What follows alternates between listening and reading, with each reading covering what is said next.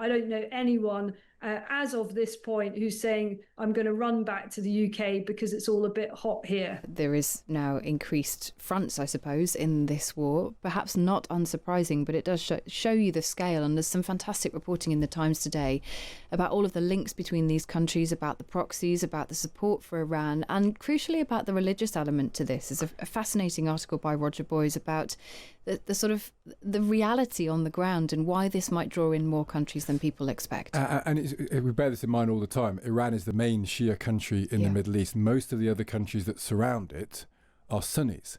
And so when Iran fires missiles into the surrounding countries, including Saudi Arabia, it's going after the US, but it's hitting people in that region. You'll have seen Saudi Arabia's response to it was very, very hostile towards Iran because they have this religious aspect to their relationship as well. Actually, there's more news coming in about what's going on the ground. Black smoke has just been seen rising from the US Embassy in Kuwait City after the latest volley of Iranian sites there. The embassy has not said it's been hit, but issued a security alert urging people to stay away. There is a continuing threat of missile and UAV attacks over Kuwait.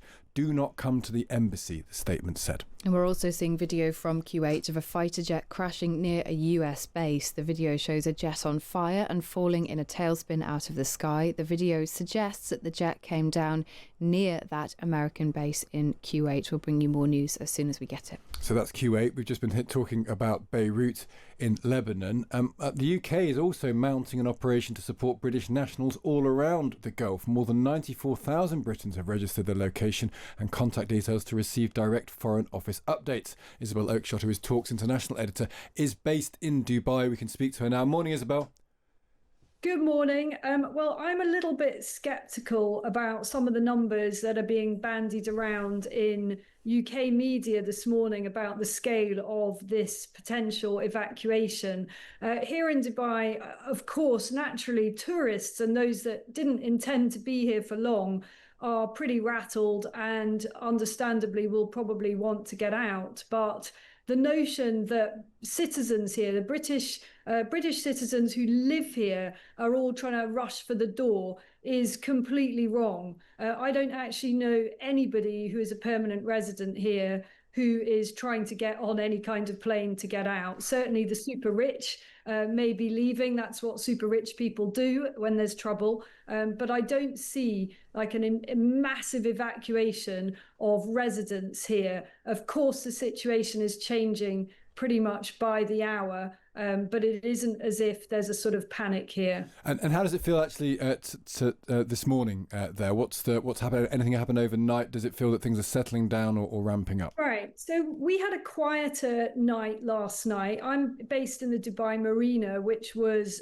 very much, near the site of trouble. We're very near the Palm Jumeirah here, where that Fairmont impact took place. And on Saturday night in the early hours of Sunday morning, we did all receive an alert to take cover, and we did spend some hours in the underground car park here. But since then, we haven't had any emergency alerts.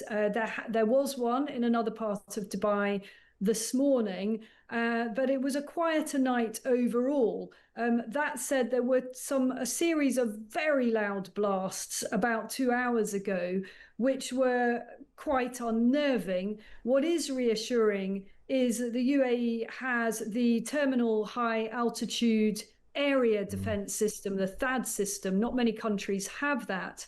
And that intercept system can create what they call a canyoning effect. So that's a kind of booming noise that echoes up to 100 kilometers away. So just because we heard these loud blasts this morning doesn't mean that there's some kind of strike really nearby, even though it may have sounded a little like that. And what's the UAE government saying about Iran? We're just talking about that idea that's of the indiscriminate fire coming from Iran hitting Arab nations. Saudi have had a very strong response to it. I've seen stuff from Jordan as well. What was the UAE government saying that you're aware of?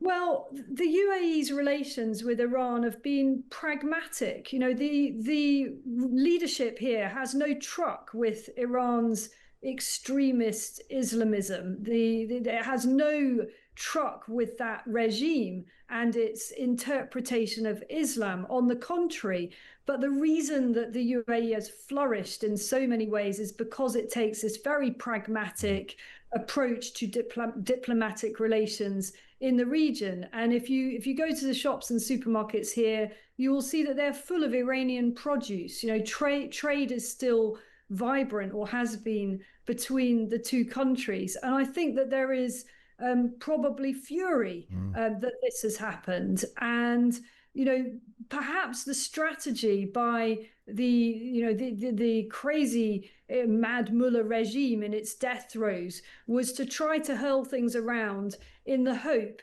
that it would increase pressure on the Americans to pull back. If they targeted somewhere like Dubai, which most people never thought could happen, perhaps they hoped that that would lead to so much outrage that the Americans would come under pressure to actually step back. Well, if that's what they hoped, then they were very much mistaken. I think that what they've done is actually pull together the GCC countries and encourage the GCC countries to gravitate towards Washington.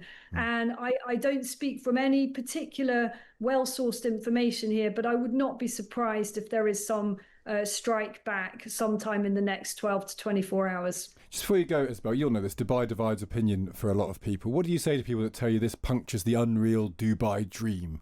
Dubai is not a real place, it's sort of a fantasy, and this reminds you that you actually live in the Middle East.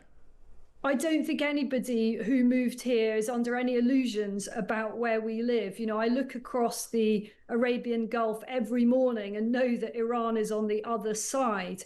But when this is all over, as it surely will be, whether it's in a matter of days or it takes a little bit longer, Dubai becomes ever more attractive because the single most destabilizing force in this region and arguably in the world will have been removed. I don't see anybody who loves this place going, oh gosh, I didn't realize, we're in the Middle East, but I didn't quite recognize that fact. And, I think I'll go back to Britain. I saw somebody suggesting that the greatest beneficiary of this might be HMRC as all the millionaires move back to the UK. Forget that notion. I don't know anyone as of this point who's saying, I'm going to run back to the UK because it's all a bit hot here. Isabel Oakeshott, good to speak to you. Thank you for joining us. That is Isabel Oakeshott there, based in Dubai.